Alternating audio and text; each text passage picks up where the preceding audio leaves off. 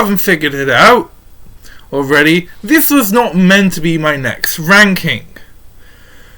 After my Pixar video, I was going to go on like a trip towards a lot of animation studios and do rankings of those, but other people have already done just ranking every animation studio movies. I don't want to seem like a rip-off, and I wanted to make a and I wanted to be different, so. And I know Valentine's Day was coming up. And I know it's not Valentine's Day. It's a few days after Valentine's Day that I'm recording this. So, sorry. But I don't even think that's much of a problem. February is the month of love anyway, isn't it? But anyway, I decided to just find a bunch of romance movies, the highest grossing romantic comedies, 22 of them, and just rank them all from worst to best. Now, let's talk about So, the reason I'm doing romantic comedies and not romance movies in general, I can't really find a comprehensive list of romance movies alone. Well, the best one I can find is on IMDb, and even then, it counts stuff like Maleficent and Forrest Gump as romance movies, which they have romance in them, but it's extremely small, pretty sure. But anyway, I think that all of these movies should be, maybe I'll do a list some other time, but right now I'm just doing this, I am just doing this. Now, you might also be wondering, why 22? Why not some more round number like 20 or 25?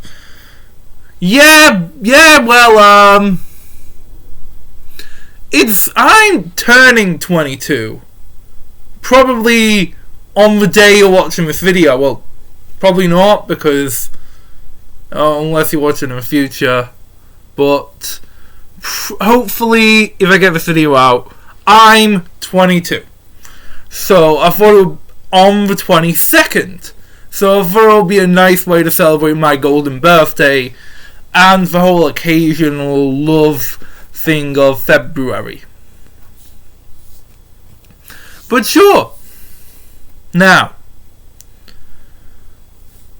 but if I ever do this again, which I will, when I do this again, I will just add one more movie on every time. So basically, this is the top 22 highest grossing romantic comedies ranked, and my next video like this might be my top 23 highest grossing horror movies ranked.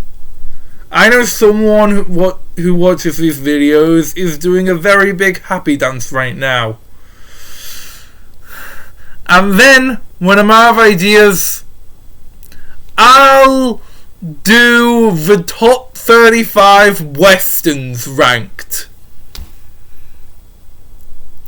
I'll hate all of them except Back to the Future 3. But, yeah. That's what I plan to do. Okay? So, without further ado, let's get on with the list. Number 22. Yep.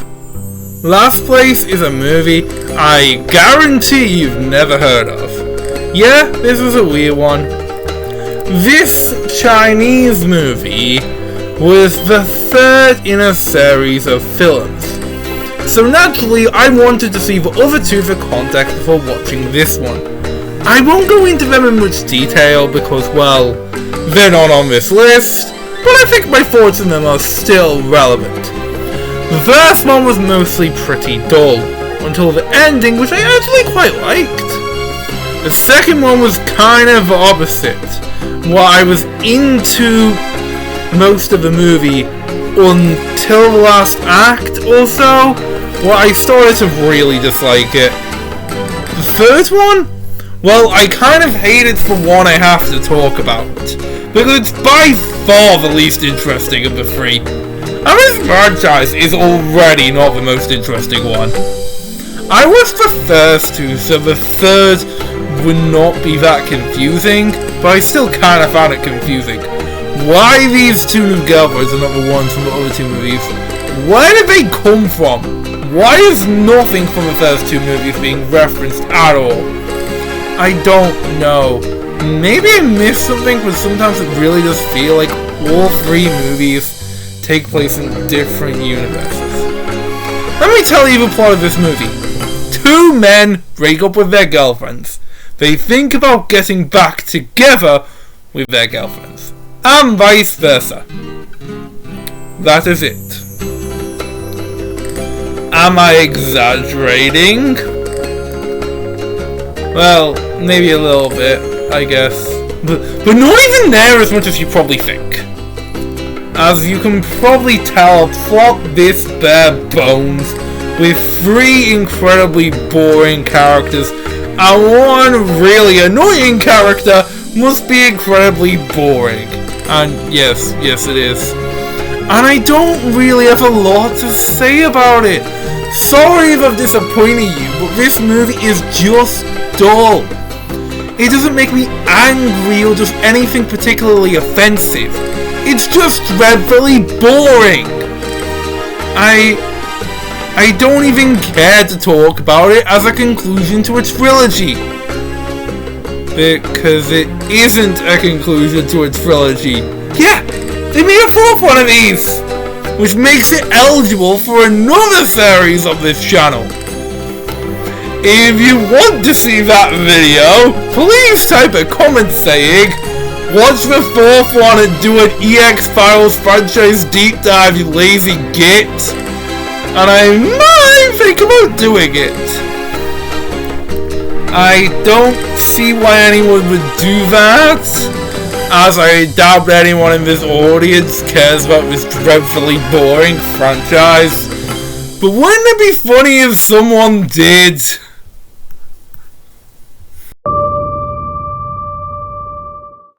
Number 21. Okay, so according to my research, I am now going to express a very unpopular opinion about what some of you, especially fans of the genre, might consider a definite classic. And you will probably wonder why it's so low on the list. But I'm just going to tell you that I genuinely think that the reason so many people love this movie might be because of the two main performances. If you like it, that's fine. Please defend it in the comments, but outside of that, I don't understand why anyone can like this. Because if you actually take a look at it, this movie does not have many redeeming qualities outside of that. You're probably wondering what movie I'm talking about. Well, this movie is called Notting Hill. So I've got a lot of reasons why I hate this movie. Very passionately so. For one, it's a story about a rich person and an average guy. Now, I think this can work sometimes, but you have to do quite hard. It is easy to take advantage of someone if you're rich and the other person's poor. But maybe if you resent your rich life and fame, and you want more out of life than just that, maybe it could work. It could work. I'm not saying that it's always bad. But yeah, you could argue that they're seriously telling us it sucks to be rich. But if that's the message you got from a movie like Titanic, I don't know what to tell you. The problem here is we don't get much of that. Anna constantly treats William like crap. She kisses him very quick, clearly takes advantage of the fact he's a fan, doesn't tell him she has a boyfriend and she's basically cheating on him with him. And also she isn't properly called out for this in the film. It's kind of played off as a joke, as the boyfriend only appears in that one scene, and he isn't even that bad. All we got was Clay say he barely sees her, but we're never shown that. She then asks him for help and puts all the blame on him when the press finds her. Now, this could all work if she wanted to protect William from the fame, and didn't want to involve him in her busy life. But it comes more like her just being a dick. We don't actually learn much about her. We never find out how she became rich. We get the whole staying with her after it seems like she resents her rich life. Then she gets right back into the spotlight. How much more effective would the movie be if she went missing after that and William found her? Like, she should be making more of an effort to leave if she actually resented it as much as the narrative implies she did. But never mind that, they're not the worst couple in the world. I mean, they have a bit of chemistry. Hell, I was actually kind of rooting for them before Anna revealed she had a boyfriend. No! Let me tell you what I really hate about this movie. Spike. Spike is a fucking awful character who I hope would either die or get what's coming to him for an entire movie. He is honestly up there with the fucking possums in terms of annoyance. And if you've seen my Ice Age video, you know how much I hate those stupid little things. So many things in the narrative are because of him, and he barely ever gets called out. Why hasn't William kicked him out already? He clearly doesn't like him. And also, why is the best character in the movie suddenly in love with him? And everything that I've seen together before this! I can go on and on and on. But I might give this movie its own video, because it is so bad in so many ways. A lot of people seem to like it. Again, defend this movie in the comments if you still like it. But aside from the performances and a couple of good scenes, I just can't. Let's just move on to the next one. Number 20. Okay, so the second and final sequel on this list. One where the first movie is actually on it too. Now, I'm not going to spoil why I think of the first movie too much, but I'm just going to say that I was hoping this movie improved on the flaws of the original, which is kind of what every sequel should do. The first 40 minutes or so of this movie, basically everything before they go to Thailand is absolutely insufferable.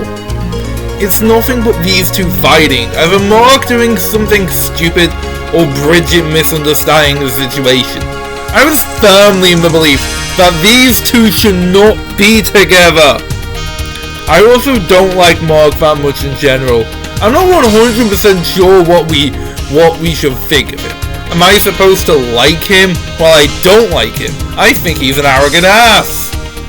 Are we supposed to think he's a jerk who will get better? No, because him getting better is never really set up and just kind of happens. Are we only supposed to like him in comparison to Daniel? Well, if that's the case, then yes, he is a fantastic option compared to Daniel. But it's not all for nothing situation. It's not like these two are only men in the Bridget Jones universe. Maybe she should just go off with another person she sees. I do think the movie gets better when they go to Thailand, though. I liked her hosting the show with Daniel, and them almost having sex before he reveals that he hasn't changed at all. I also like all the scenes with Bridget in prison. I have to also say, well, the relationship stuff is a downgrade. The comedy is not. This movie is just as funny as the first one. I love that parachute jump, all the stuff in prison, like I said. And a lot of the good surprise humor, as well as when Bridget finds out the girl she thought that Mark was cheating on her was into her the entire time. That was genuinely hilarious. The ending as a whole just doesn't work though. Mark is incredibly sorry for trying to repent for everything he did to Bridget by desperately saving her from prison.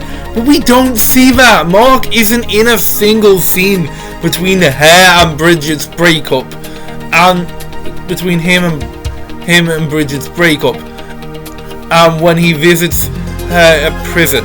Not one scene. The scene where he fights with Daniel could have been something if it came before the scene where he visits her. But obviously that was only meant to set up the last minute proposal scene. So yeah, all in all, this movie mostly sucks. But it isn't all bad, and I'm still kind of interested in seeing the other movies. I think I'm still invested in Bridget as a character, and she's still a great protagonist. I don't want to see the other... I just wish she was in better movies. But I guess we'll just wait and see.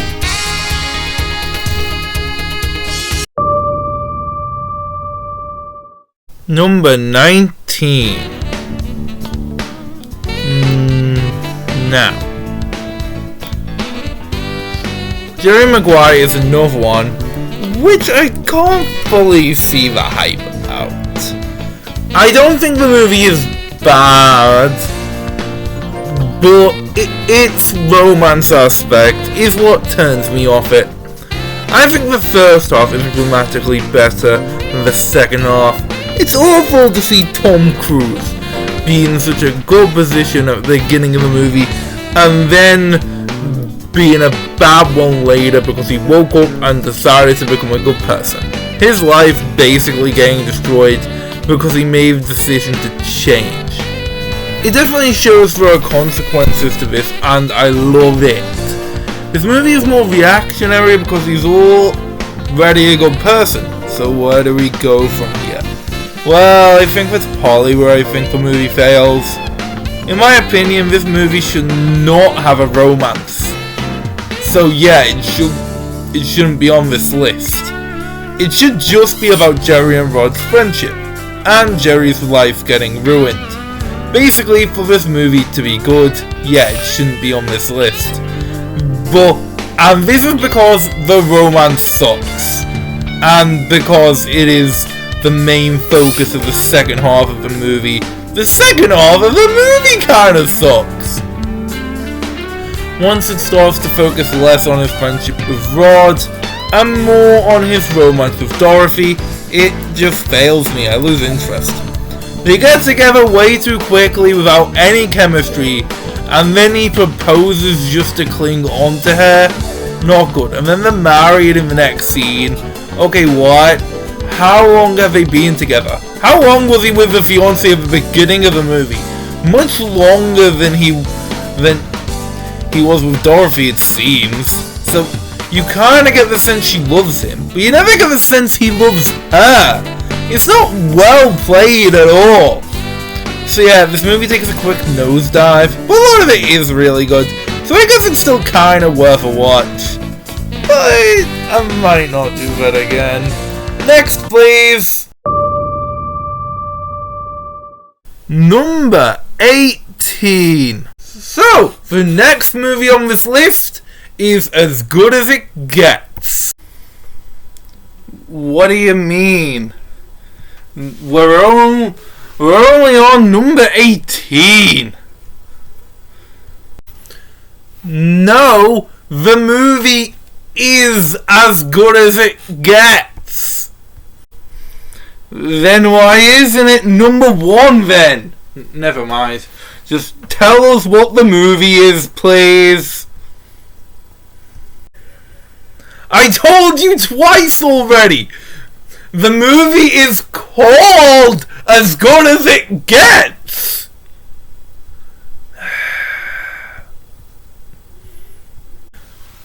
Oh! Then why didn't you just say so? Now let's get on to this. My thoughts on this movie are complicated. I don't really think it's aged well. Well, it's portrayal of OCD. Well, as far as I know, I do not have OCD, although I kind of suspect I do. I'm not going to make that many claims, but this movie associates OCD, or seems to associate OCD, with Melvin being an asshole, and him getting over OCD is supposed to be considered to be a heroic moment. But from what I can tell, OCD is something people can't help. They're not hurting anyone by themselves. Melvin's problem isn't OCD, it's that he's a bigoted asshole. But I will say that Melvin's OCD isn't really that bigger part of the movie. It's annoying, but it's not like the plot relies on it. So, it could still be good outside of that. And honestly, well, I kind of think the movie gets better as it goes along. Before that, well, there's no transition between Melvin hating the dog and coming around to love it. We never really see him have genuine feelings for Carol. He just seems like he wants her to serve him food. And I definitely don't see how Carol has feelings for him. That doesn't mean I don't think Melvin changes at all. His relationship with Simon works well enough, but it isn't perfect. I do think the performances are brilliant, and I do genuinely like Carol and Simon as characters. Carol is interesting as a single mother of a sick son who is getting hit on by a semi-famous author and clearly goes on a trip. The scene when Carol poses for Simon's art might be the best scene in the movie. Really, really good. So yeah, I do think that this movie is decent, but it could have been a lot better. It is definitely not as good as it gets. Well, it is, but... Number 17. Bridget Jones. Well, the first Bridget Jones movie is a movie I kinda like. I don't exactly know. Now, what works is the main characters. Bridget is enjoyable and snarky and extremely funny. Daniel is a magnificent asshole you want to punch every time he's on screen. And Mark, well, he's okay. As a character, he's okay. It's also very clearly a well-made and well-directed movie, and I love the format. Hearing Bridget's narration was very nice and enhanced the quality of the movie. But I don't think the main couple have any chemistry, and that's pretty important for a romance movie. They hate each other at the beginning of the movie, and then Mark is suddenly nice to her and has feelings for her, and Bridget gets feelings for him just because he starts being nice to her. Maybe he's just being nice to her because she broke up with Daniel, but Daniel gained feelings very quickly, and it's never clear what their motivation was.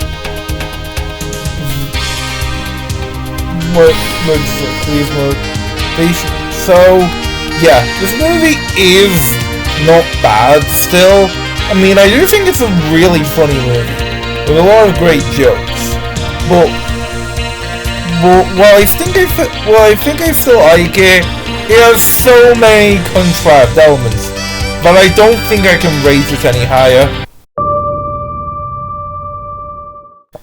Number 16. Pretty Woman is a movie I quite like. I mean, I don't really think it's perfect at all. The story is just very simple about a sex worker falling in love with a corporate raider as she stays at his hotel room for a week to sway a company into handing it over to him. And it really doesn't have much to it. Fuck that lawyer, by the way, he sucks. You'd expect more, but there is very little. It's funny, it's decent, there's a lot of good bits. Like the bit where Vivian is buying clothes, the lines, "What do you want it to be?" As well as Bonnie the hotel owner, who is pretty good. I like the ending too. This movie is just simple and pretty sweet. I just don't think it's anything spectacular. And, to be honest, it's kind of overrated. But it's still good.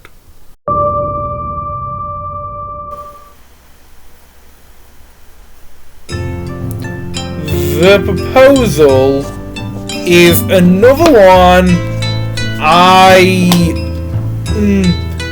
am torn about. On one hand, the employer-employee relationship kind of like annoys me. On the other hand, this movie is absolutely hilarious. There's a lot of great moments, and the main character is really good, and I think it could have been better, because really, I don't think there's any build-up to the romance properly, but if it was just about a search for family, then I think it could have easily worked. I mean, it's not like it's good, but like Margaret is a great character, and honestly, Andrew, played by Deadpool, isn't bad either. I also love Betty White in this as the grandmother. She is absolutely hilarious. Again, this is a hilarious movie. I do love the scene where Margaret sees the grandmother just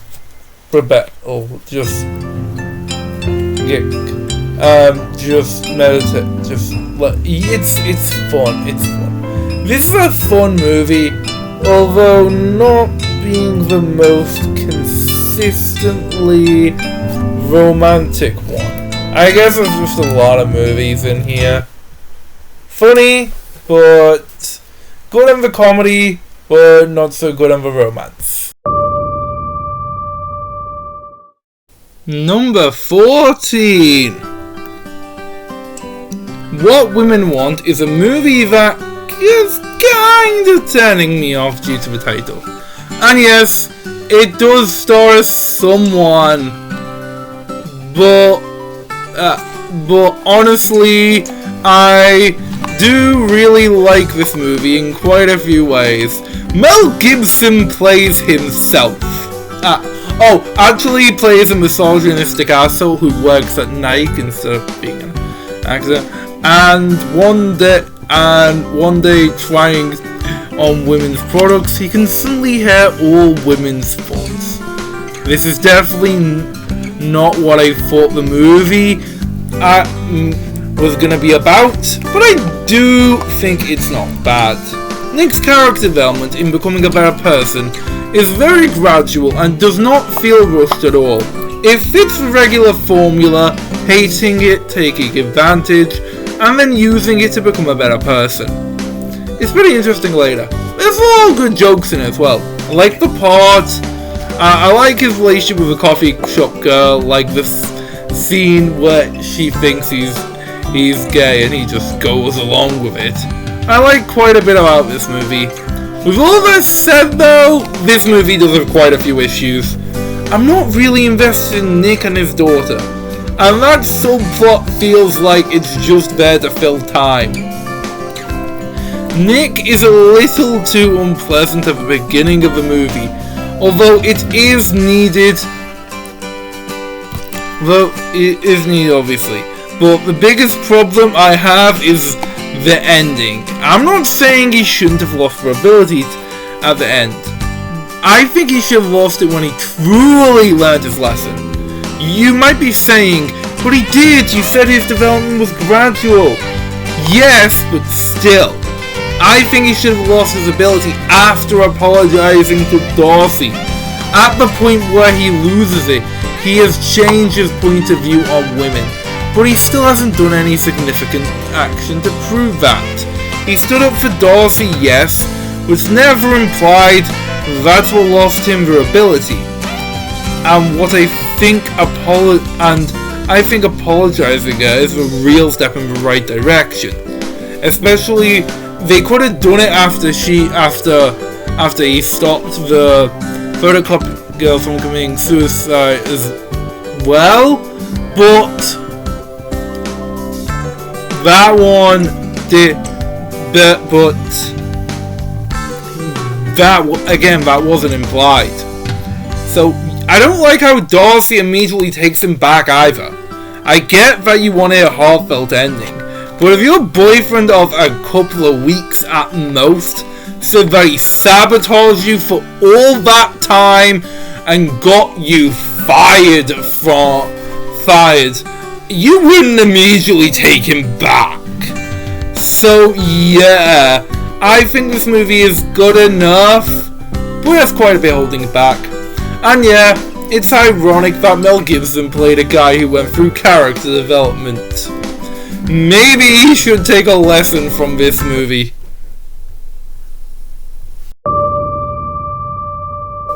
Number 13. Hello, Mr. Billionaire is way more a comedy than it is a romance. I mean, I think it is justified in calling itself a romantic comedy after the final scenes, but before that, yeah, this is basically just a silly, funny movie with a romantic subplot which isn't even that clear. It's a romantic subplot until later. And yeah, it's funny. I've never read Brewster's Millions or seen the American version of the movie, but I think the plot worked out well here.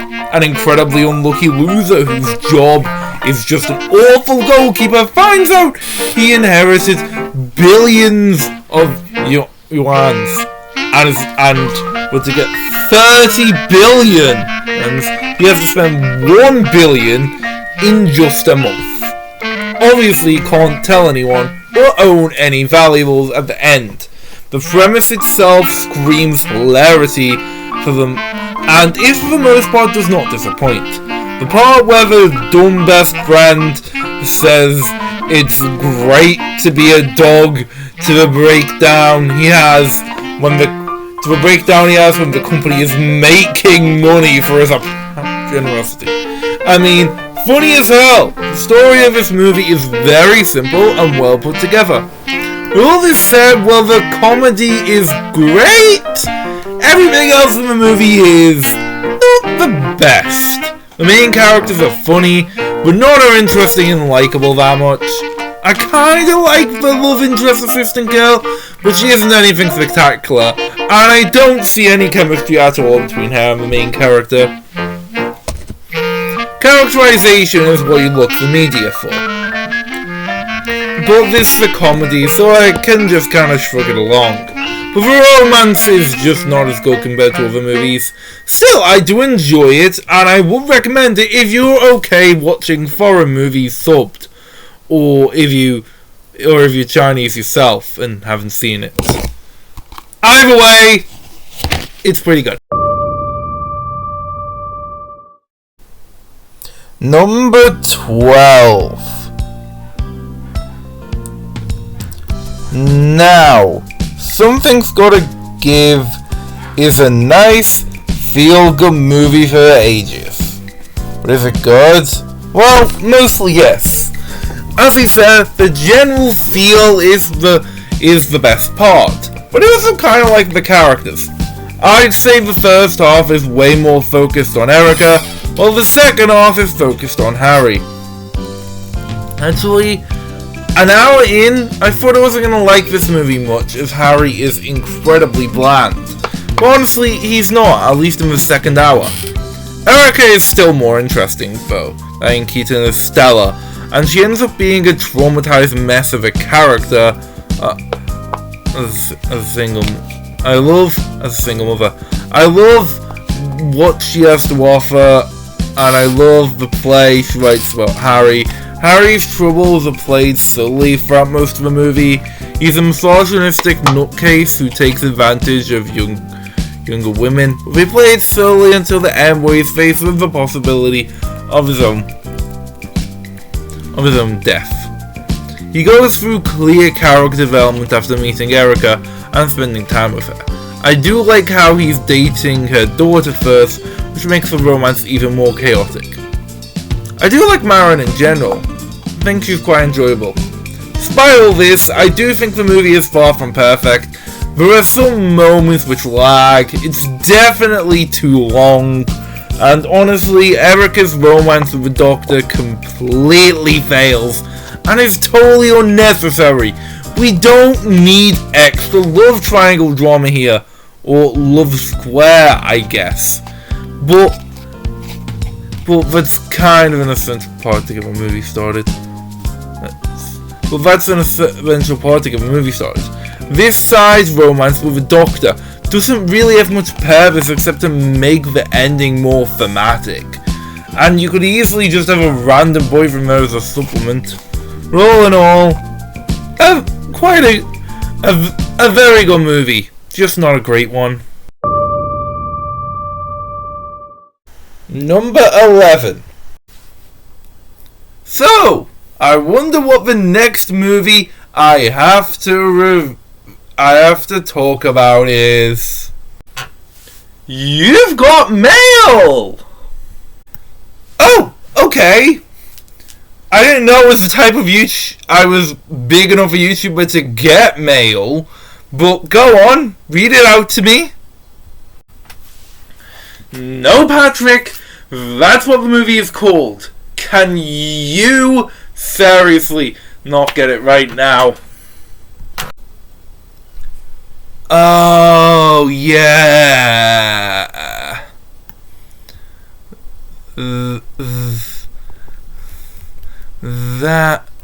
That makes a lot more sense.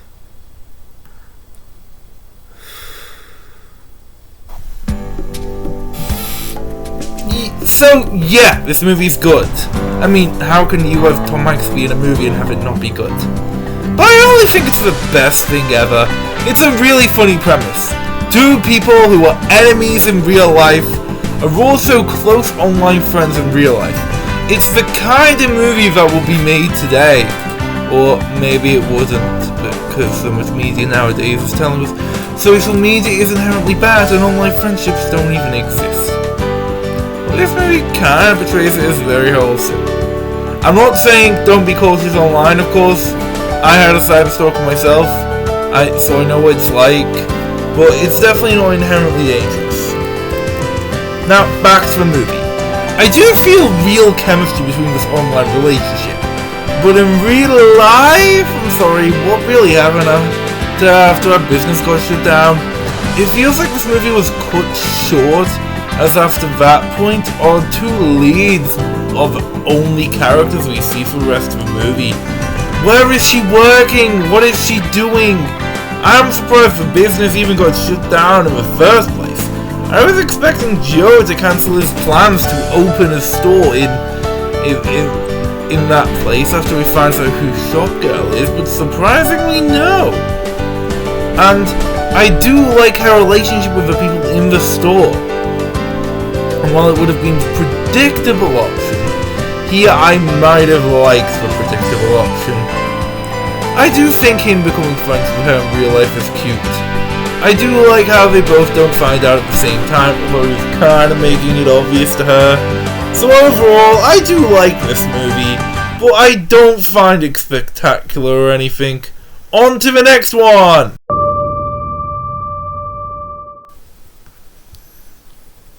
I can't fully tell if My Big Fat Greek Wedding is overrated or not. I certainly see their appeal. It's definitely a good movie, but there's a few things that hold it back for me. The plot progress is a bit fast, and it honestly feels a little cliched. Disapproving fathers stuck in their culture and all sorts.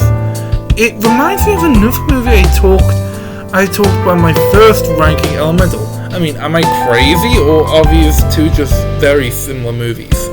They're both about people from a foreign culture who live in another place, still having a lot of pride in their culture, and their father disapproves of a daughter wanting more out of her life.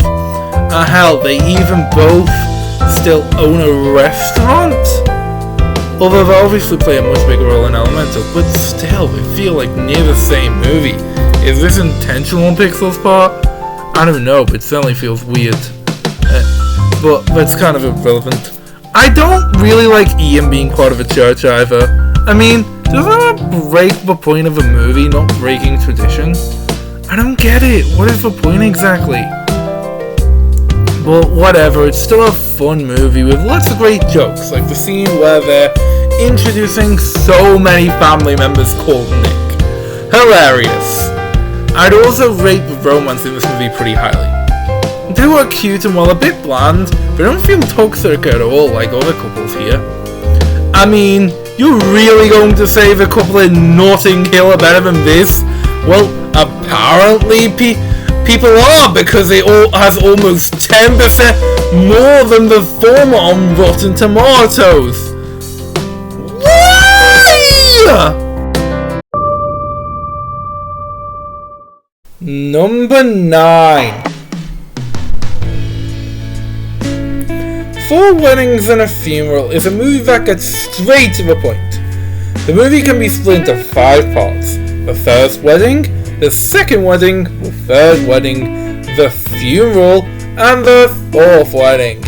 You may say, wait, the funeral becomes before the fourth wedding? But they did use and not then, so it still kinda works. Plus, 3 weddings, a funeral, and another wedding doesn't have that good a ring to it, so yeah. For the most part, I like our main cast of characters.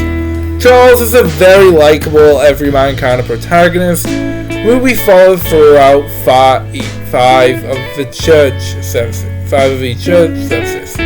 3 weddings where he's a guest, hopelessly single, and then his friend's funeral, which leads into his own wedding almost a year later, which, spoilers, doesn't actually go ahead.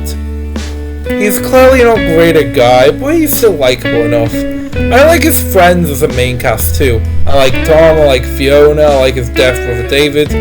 I also like Gareth and Matthew, and I was sad that Gareth died, and he's the one they held the funeral for. So yeah, I like a lot about the movie. Except for the main romance.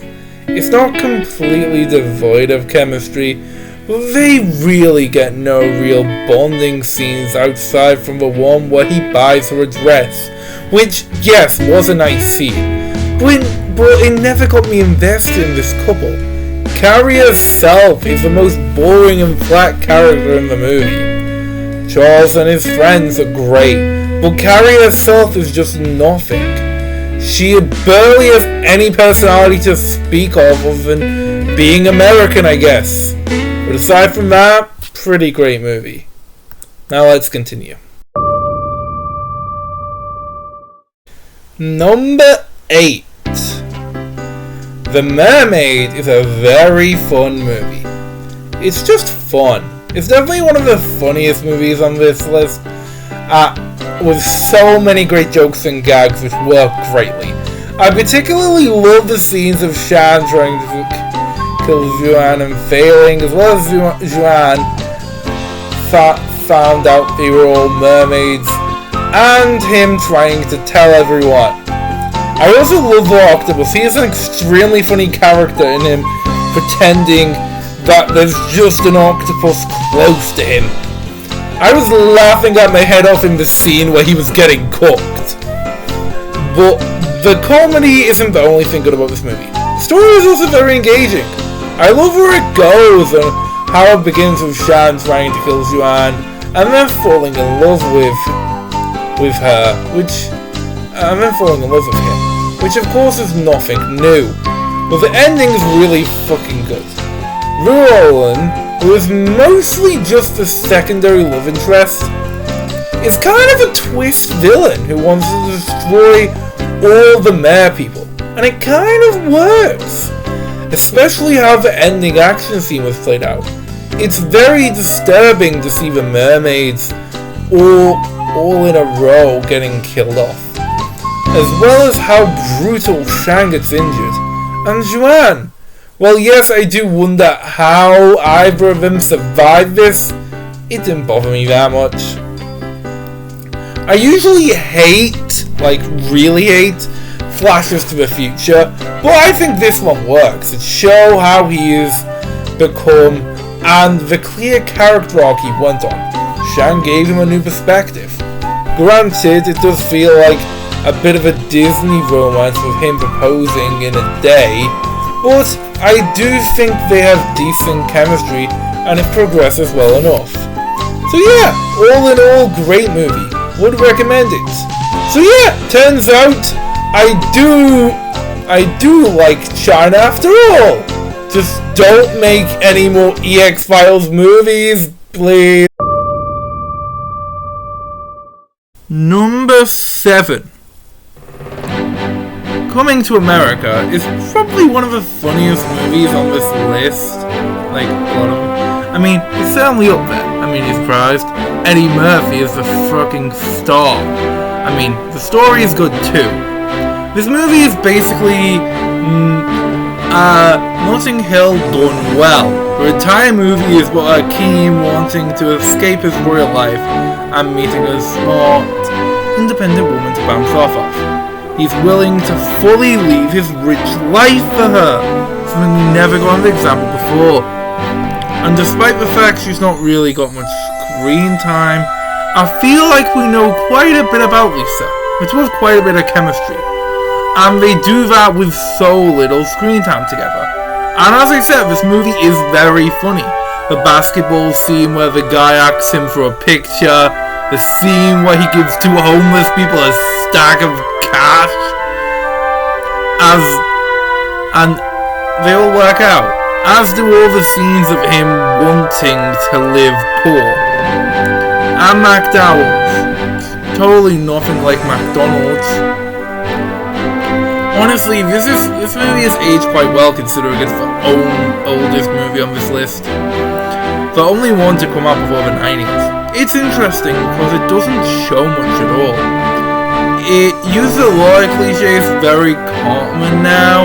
Most notably, the entire movie is a guy doing something his dad doesn't want him to, but he does anyway, gets in trouble for it while falling in love. I mean, I enjoy it. And while it's annoying, it's obviously of its time. It might have been one of the first to use the cliches. Well, parenting works a lot here in general. One of my favourite scenes in the movie is Lisa's dad telling off the king when he insults Lisa. This is great to see, as I expect him to just go with it or stop at any point out if you were upsetting the king, but no, he acts like a damn good father here, standing up for his daughter. The best friend character is sort of annoying, but nowhere near Spike levels, so not really that bothersome. Maybe someday I'll check out the Scrap TV pilot, or the sequel with, let's be honest, the exact same name, which was made over 30 years later. But right now, I'll stick with what I've got, which is a pretty good time.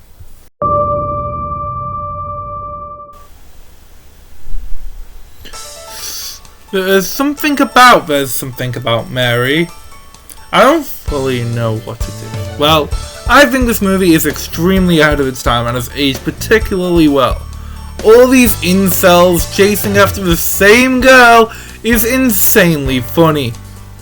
So yeah, a sick 29-year-old, hanging on to the teenage romance he had, decides to hire an private investigator to stalk her. I mean, track her down. He does, but then gets obsessed with her himself and makes her sound incredibly unattractive, so Ted will not go after her. I have to talk about Warren, and I'm gonna do this early. As an autistic person, the portrayal of Warren in this movie is honestly really good, for the most part.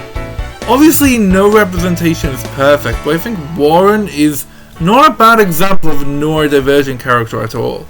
The only time he's really played for laughs at the very beginning. And even then, it's completely subverted with the main character ripping the ableists apart. I do love how this is our introduction to our two main characters. Mary is such a protective sister in the best way possible, and I think the movie is genuinely acting in good faith.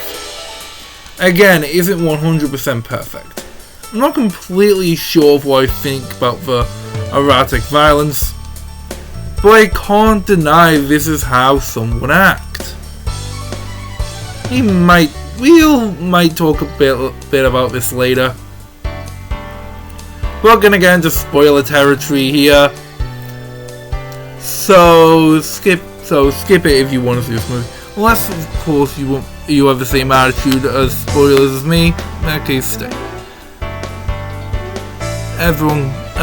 So the other architect who exposes Pat as a fraud is actually a fraud as well, and just a pizza delivery boy who faked a fucking injury to get with her.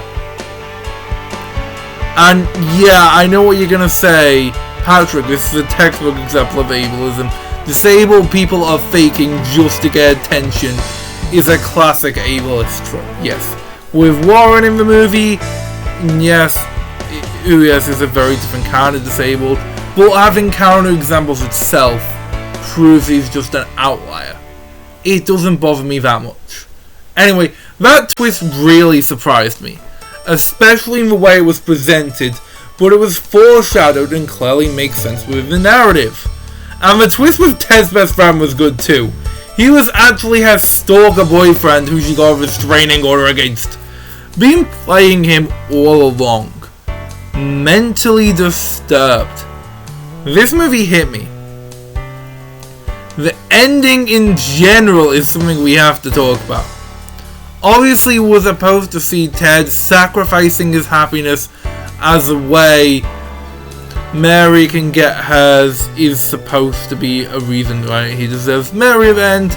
And while I'm semi-okay with that, I think what should have attracted Mary to him is when Warren was okay with him taking off his ear defenders to say goodbye. That moment made me think Mary was going to thank him for that, but that moment was barely made a big deal of.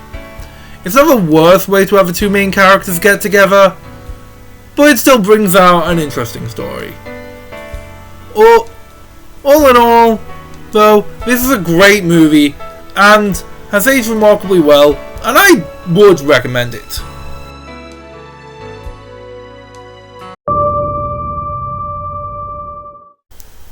Number 5. I want to finally settle a debate. Is Love Actually a Christmas movie? Yes.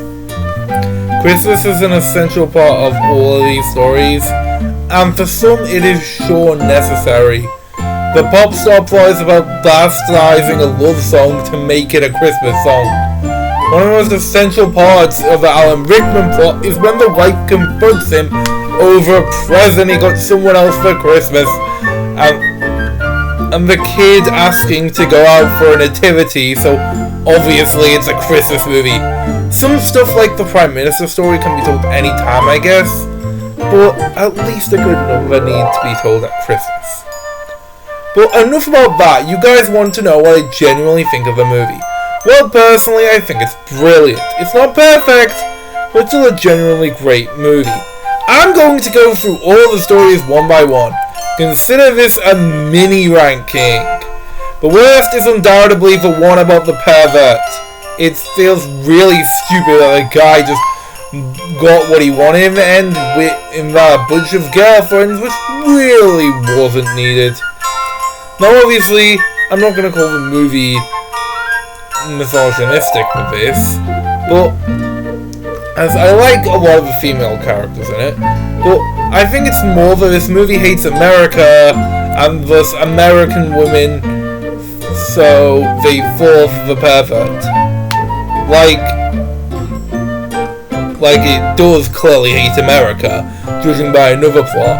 And yeah, the US is terrible, but he's seriously making its women look stupid just to appease this creepy guy? Give me a fucking break. Next is probably the one that starts with a wedding. Although I kinda like the premise, I wasn't as invested and it could have taken more at the end. After that, it's probably John and Judy, the one with this. It's funny, but it doesn't have much substance other than being funny. And then there's the one where one of the characters just barely knows their crush because their brother is mentally ill. I think the scene where they're about to have sex but she's so invested in her brother is one of the best scenes in the movie. They just introduced that so late. And unfortunately, I don't think even near enough time was spent on it. This story had potential, they didn't use it enough. There's probably the one about that guy and the Portuguese girl. It's funny, I like the concept of two characters who aren't really communicating, falling in love, but clearly having lots in common due to the subtitles. They somehow still pull up the chemistry. In proposing to them was still a bit much though. I mean, declaring his love for her could be enough. Next up is the other cheating plot with Alan Rickman. This is pretty good. I think they do a good job showing how much it's hurting his wife. And Mia is clearly so manipulative and unlikable. It's not really that funny though, so others are better. Then we have the one with the stepfather and the kid playing the drums with nativity. I love this one. I love the bond he shares with his stepson. And honestly, the child acting is really good, and it's also really funny. It's a really cute plot. And then we have the plot with the Prime Minister. Like, I love this guy. I mean, I wish this was our Prime Minister. I wish Keir Starmer had the balls to tell Trump to fuck off.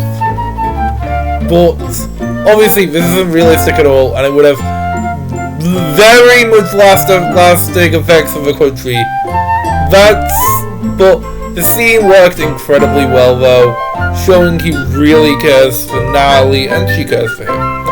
Now, I know you might argue it's problematic that he went out with his secretary, but he redistributed her, and he could tell they were feelings. I'm pretty sure she still isn't his secretary by the end, although this is never confirmed, but I like it. The fact that he's a nice politician makes it incredibly funny, no matter how realistic it may be.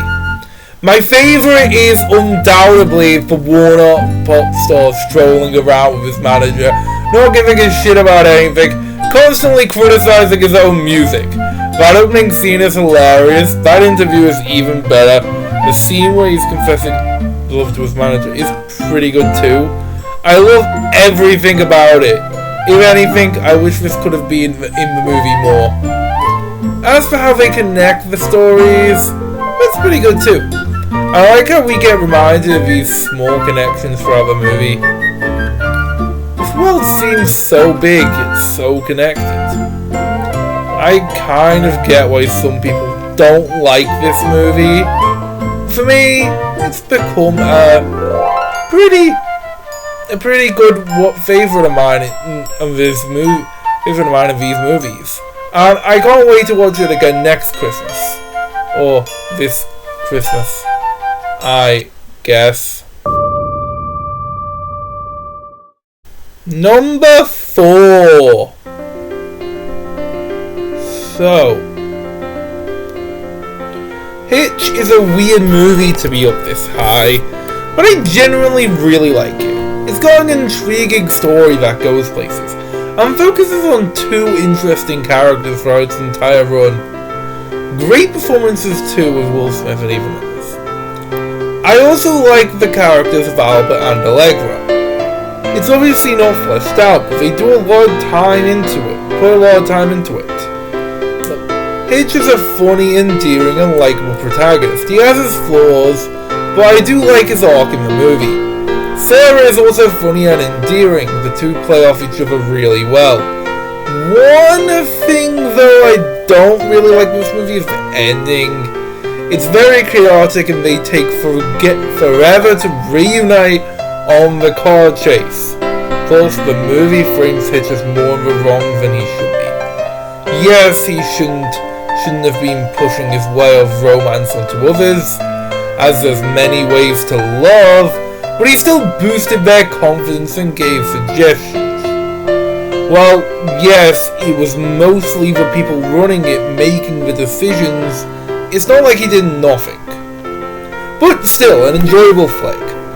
So weird to see them watch Jerry Maguire in one scene. I mean, what the hell? Number 3. Well, I'm not gonna run away from talking about this movie, am I? Okay, this movie is great. I think the premise is pretty good. Maggie has a reputation of leaving men of altar.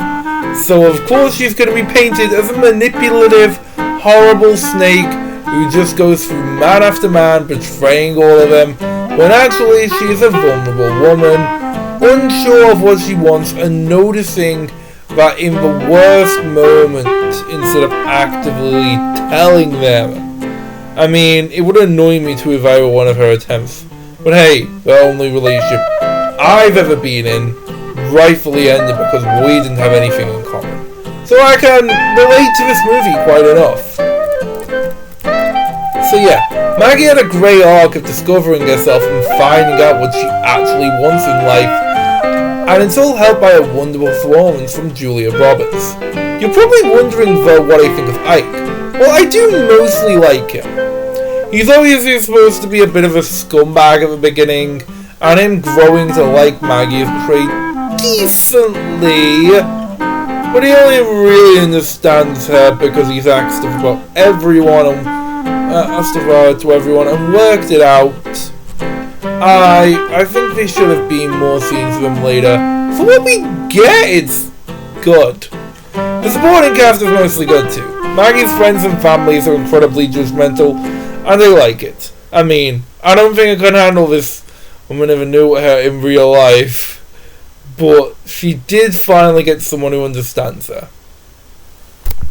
It's a good movie with a great ending, and I could easily see myself watching it again. Number 2. Shakespeare in Love is a fantastic movie, in my opinion. It's a beautiful story set in medieval times about misogyny and jokes, with a lot of goofy moments and a lot of great comedy. The opening scenes are good. I love the guy that runs the theatre. I also like the villain roles of Wessex and Tilney, and honestly Beryl is a good character too. I like how she gets almost as much focus as Shakespeare. It really feels like a movie with dual protagonists. The nurse that looks after her is great too. All the performances are really good, from just France to Gwyneth Paltrow to Judi Dench as Queen Elizabeth I. They all do well. This movie's story is also greatly set up and takes place throughout. I love how it begins with William writing a different play, and it develops into basically a making of Romeo and Juliet, with some romantic comedy in, obviously, their own interpretation of how the first production of this play happened. All of the little moments work really well. Is there anything to complain about with this movie? Well, the romance is a little too quick. I mean, it's a Romeo and Juliet story, I guess, so it's not completely unexpected, but I'm not that big a fan of a love at first sight trope. Oh, and it is definitely in place here. Then they all get together way too quickly and reveal their feelings very quick, so yeah.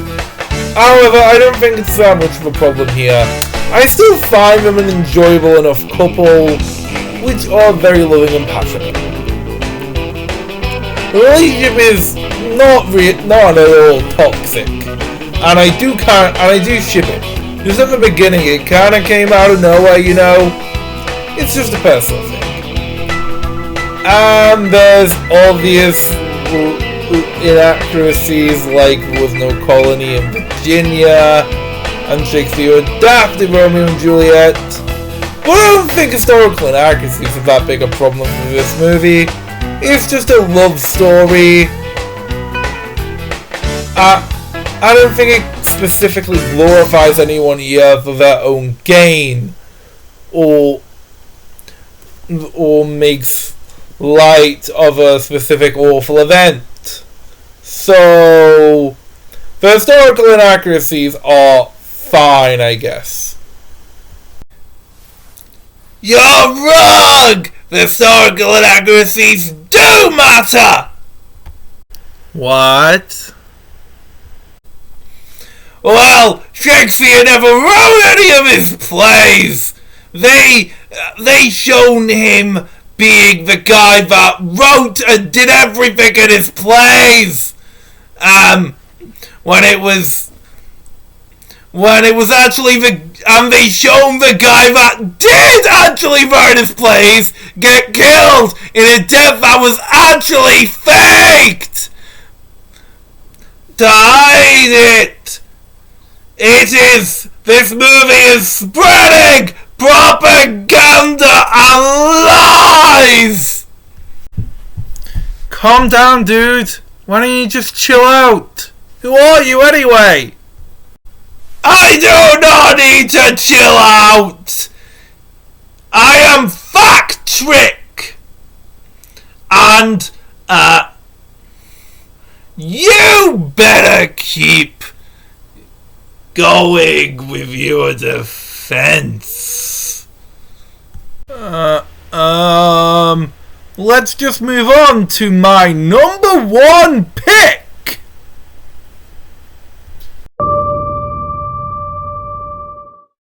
Number one. Yup, a very strange top spot it might seem to some, but this movie just feels like something very different from the others. This movie is a very different kind of romantic comedy. It's extremely unique. The plot is about a woman and her best friend since childhood. The two were a couple for a short time. That was a long time ago.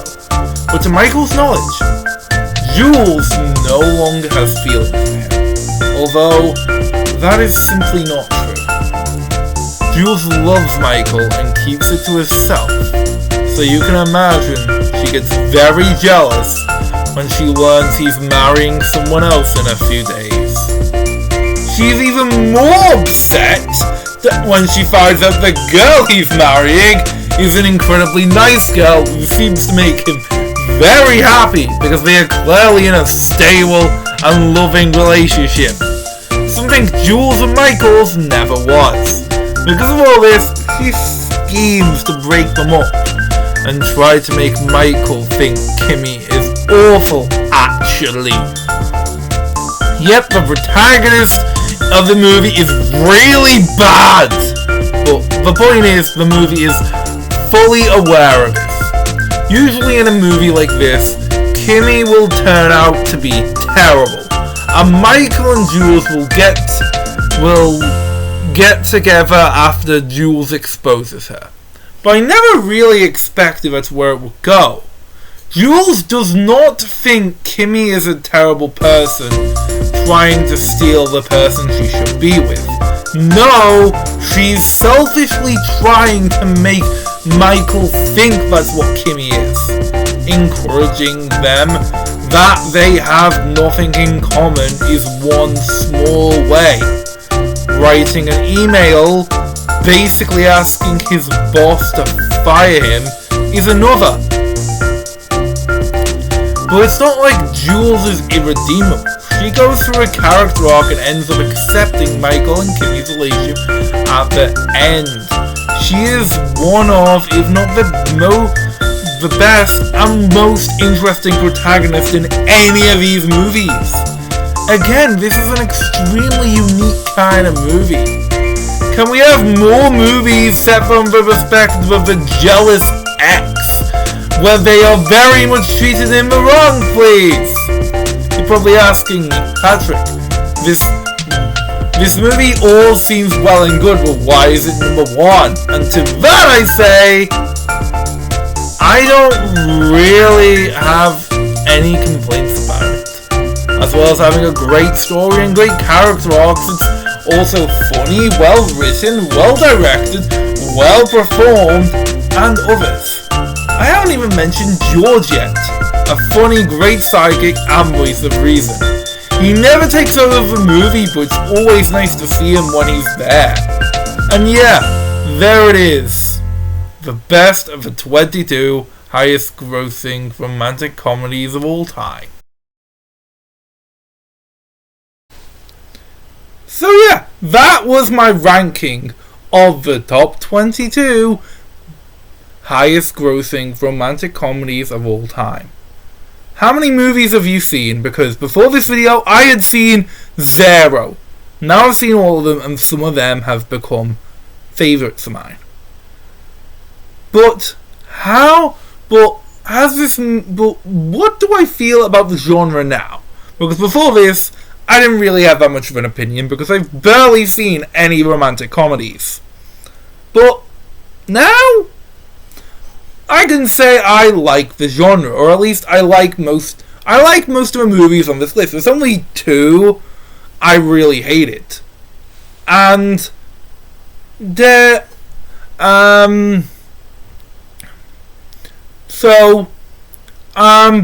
I'm not sure if I will just go to the cinema to see the latest romantic comedy.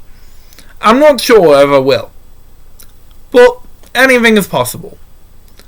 I'm excited to get back to regular small content because it's going to be a while until I get the next big video.